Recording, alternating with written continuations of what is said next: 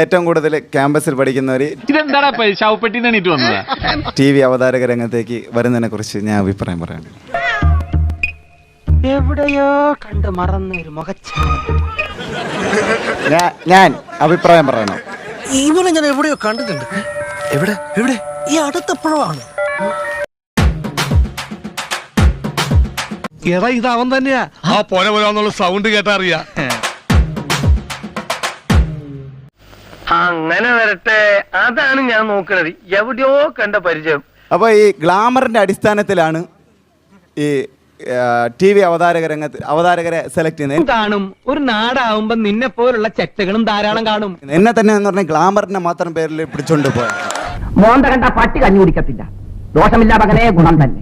അല്ല, എന്റെ അനുഭവത്തിന്റെ വെളിച്ചത്തിൽ ഞാൻ പറയുന്നതാണ്. ഞാൻ എല്ലാവരും അനുഭവത്തിൽ നിന്ന് പഠിച്ചോളും. വെറുതെ അല്ല അനുഭവങ്ങൾ പാച്ചാളികൾ എന്ന് പറയണത്. അനുഭവങ്ങൾ പാളിച്ചകൾ. ഞാൻ ഒരു ദിവസം ഇങ്ങനെ നേരെ ബാറിൽ പോയി ഒരു പൈൻ്റ് ഒക്കെ വാങ്ങിച്ച് അടിച്ച് ഞാൻ വീട്ടിൽ പോയ വഴി നമ്മൾ രണ്ടാളും ഒരേ ലെവലാ.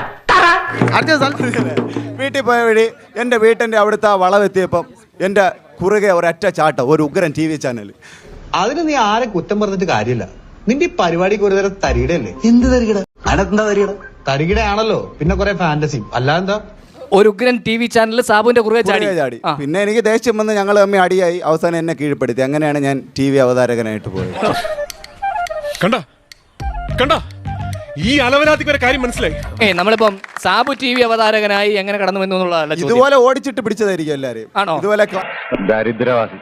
ഈ വിളി കേട്ട് എന്റെ കാതുകൾ തടംപിച്ചിരിക്കുകയാണ്. സോറി സുഹൃത്തെ, ജീവിതത്തിൽ തന്നെ ഞാനൊരു ഷോർട്ട് കട്ടിന്റെ ആളാ. ഓക്കെ, ക്ലാസ് ഒക്കെ വിട്ട് പോകുമ്പോ ജംഗ്ഷനിലൊക്കെ നിന്ന് ചാടി വീണ് ചാക്കൊക്കെ ഇട്ട് പിടിച്ച് കോളേജ് ചെന്ന് പിടിക്കുന്ന വകുപ്പുകൾ ഇതിലുണ്ടാവും. കോളേജ് ചെന്ന് പിടിച്ച വിവരം അറിയും.